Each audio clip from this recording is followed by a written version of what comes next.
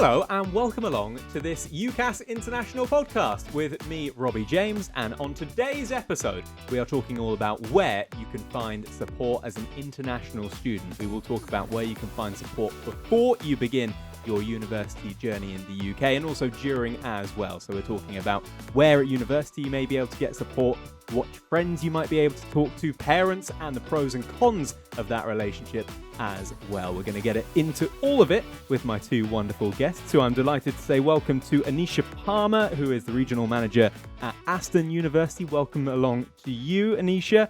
And we've also got Xiaojie Yang as well, Regional Manager at Exeter University. Nice to see you both. Happy to be on the podcast. Of course. Yeah? Yes. It's lovely to see you both.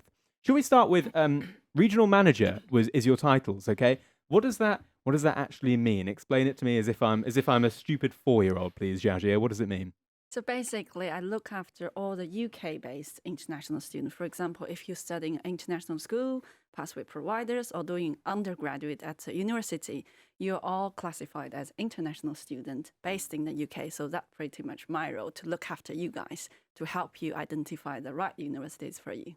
Very much explains why you're on the podcast for this to discuss this topic. So regional managers are actually for international students. They are, if you're sort of searching for different workers at the university, regional manager is actually something that people should look out for, Anisha. Yeah, 100%. They are a key contact between you and the university, and they have regional expertise on entry requirements, so cultural nuances that you may need to be aware of, the pathway providers and partners that they have in country, and the relationships that they have with like agents and so forth. So they're an integral person to the university, and they will help escalate admissions queries, questions around your application process.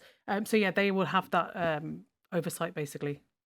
So if we maybe do this in terms of breaking it down and following the journey of a student, it's obviously different for everyone. Everyone has different pathways into studying in the UK. But if we go back to maybe just before the application phase or when the application phase is taking place, I guess the question is, where can students get support? Where would you be advising people before they've actually made that decision to come and study in the UK? Where should they be looking for support?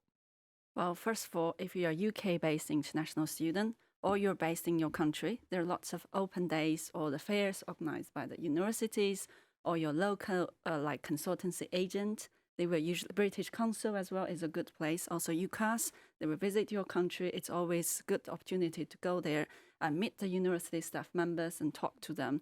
That will be the first step to help you understand that universities. Do you agree with that? Yeah, we have teams that will go out and travel, like all international teams across every university. We will offer regional support. So during peak times in the recruitment cycle, it's really good to connect with the institutions that you have an interest in, and you can usually find that information out via the dedicated international office, or it might be your local school that's advertising a fair, or there's a larger event happening in country, and it's good to kind of take note of who's going to be there and attending, and it will give you an opportunity to have a one-to-one conversation with somebody who's an expert of that institution.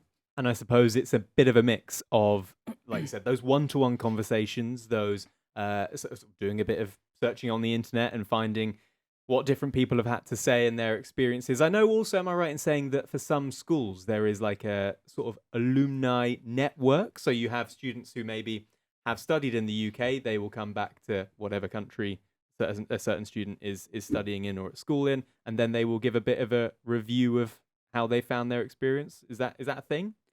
Yeah, so for most of the international schools I work with, they usually have the career advisor or a career counselors team. So they're the expertise who help students find the university or liaison between university and schools. So they will provide all the information you need in terms like student alumni who used to study from the school. Sometimes they will invite them come back to school, talk to the current students, share their university experience. So that's also a good starting point to get to know a university. Now, Xiaojie, you mentioned consultancy agencies. Just tell us a little bit about what they are and how they work.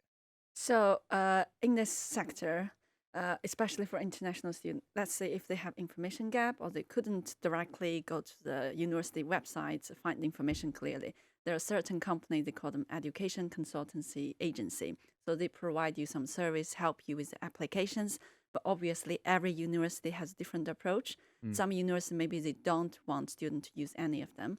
But like at Exeter's, we will have the approved agencies listed on our website. If you do want to use them to save your time, or you can just go to website to contact them. But you don't have to.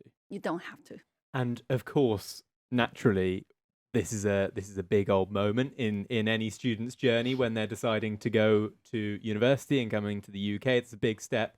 I'm intrigued to dive into this whole relationship with parents or guardians and how that may work, because they can absolutely be a really good sounding board, right? And they have lots of experience to fall back on.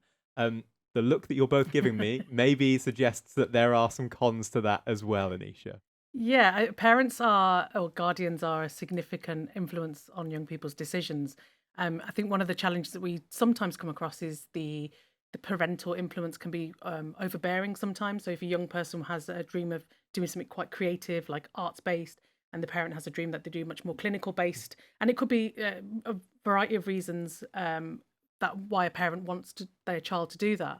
And that can have a hindering impact on the student's applicant journey. What you end up finding is that some students will do the application process, get all the way through it, and then realise that actually they've started the course and they've made the wrong decision. They end up having a really negative experience, dropping out, and then they feel really disenfranchised by the whole university opportunity. Some will just tail off and go off and do something different, or some will reapply and actually go off and do something else. So parents have a real positive impact as well. They can, especially if parents have been to university, they can share their guidance. But I think sometimes parents can be overbearing in their decision process and decision making. Parents have a point, and they have a valid reason why they're there to offer advice and guidance. But it's always good to get that peer-to-peer engagement and advice and guidance. I think that adds a lot more value. But yeah, parents and guardians can be challenging. And were you gonna add to that, Xiaojie? Yeah. So I can take myself as an example. I'm from China, and Asian parents sometimes can be very possessive. But one fact we can't ignore is that they are our sponsor. They're paying our tuition fee to come to here. They are kind of like investor. To be able to convince them to get this investment, you do need to do your homework, to communicate with them, to respect their opinion as well. So that helps the student to understand their motivation of applying to certain program or university. So if you can communicate this with your parents clearly, means you can convince your investor to sponsor you to study here. I feel it's like a mutual win-win. We need to show that respect. They are decision maker. They also sponsor you. So you can explain both advantages of selecting certain programs or the certain universities. That's my point of view. My parents being very supportive, like they're willing to listen as well. Nowadays, I think parents are completely different from old generations. They also listen to their children as well. What do they want to do? What do they want to achieve after the graduation? And is that kind of one of the main reasons why you will get students coming to you once they've made their trip into the UK and they're studying, and maybe they are having second thoughts, or maybe they're getting used to life in the UK, whatever it may be? I imagine you have a lot of people coming to you, do you, and saying, there's a lot of advice, there's a lot of people coming from all different directions, I've got friends, I've got my parents, and I'm really grateful for them all, but who should I be listening to, and what kind of path should I actually go down? Do you get that a lot, Anisha? Yes. I mean, there's almost too much information available online from so many different channels, from like things like Student Room to UCAS to peer-to-peer engagement, open days, and they can all merge into one sort of experience and homogenize into one thing. I think one of the things that I always advise students is have 5 to 7 institutions in mind, and think about where that resource or that information is credible, and is realistic and actually is true to what they're saying. So I always recommend students look through a prospectus to get that general advice and guidance, book an open day to get real feel for what an institution is like, and then if that is something of interest to you, because an institution has to feel like it's your home, because you're investing 3 to 5 years at some institutions for your academic journey. So I always say to students, once you've got that experience, start going down the sort of like the nurture tracks that universities have in place, and go through those channels of where that information can be found. So, whether it's an online open day or looking at a campus tour, like doing a virtual tour, speaking to students, engaging with the university and how they communicate with you, whether it's through an open channel. So there's a wide variety of ways that I tell students to engage. And that's advice you give them is sort of Yes. specific to their situation? Yes. Right? Yeah, definitely. Interesting. And I'm trying to think what the most asked question is that you get once students are in the UK. So students, for example, at the University of Exeter, what is the most asked question you get from international students? You mean after they already registered in Yeah, grad so visa? once they've moved to the UK, and obviously, I guess that when you come into play as regional managers. It's students that are already over and studying at University of Exeter, for example. That's when you're in contact with them, right?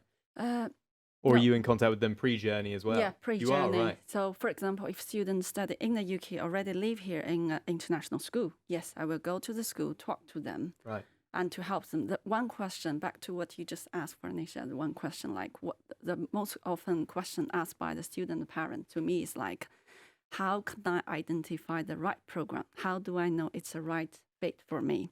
So I would always suggest students to look at our university career website. So all the graduate student career destination will be published on our website.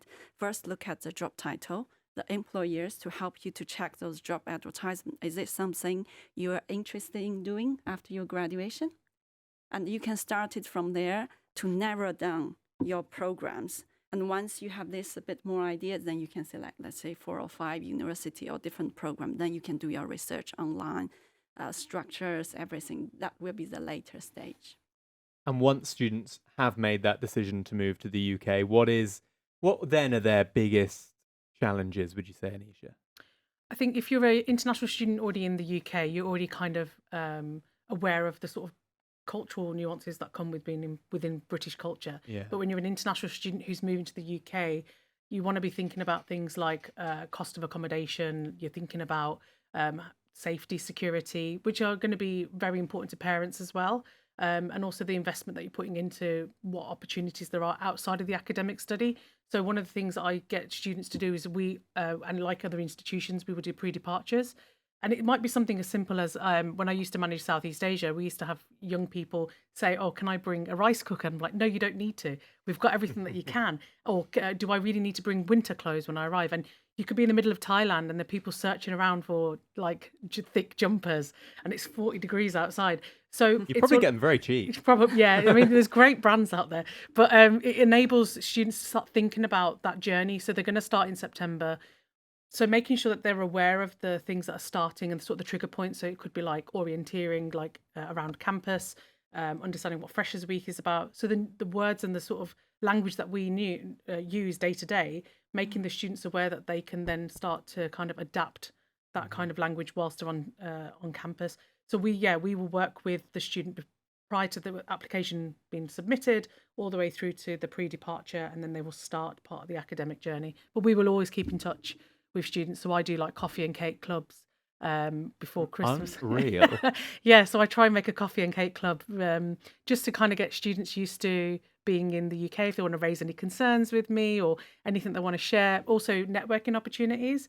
So outside like clubs and societies, I get students to like meet and network. So I would pick a location and then get students together, especially the ones that I've helped support.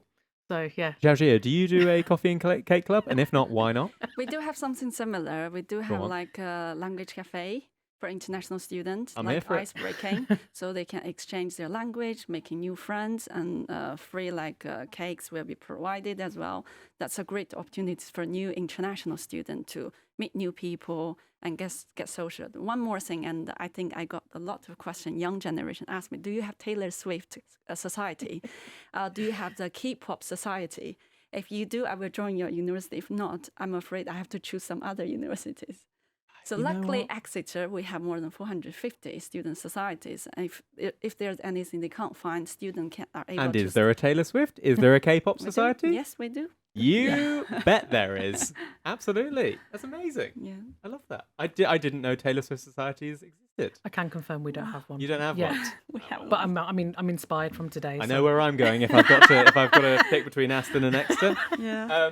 Right, good stuff. That's derailed things slightly. Didn't expect the conversation to go there on this podcast. Let's talk a little bit about using your peers, because we've spoken a lot there about speaking to the experts, which are you, regional managers. You're great, as are parents, because they've got loads of experience.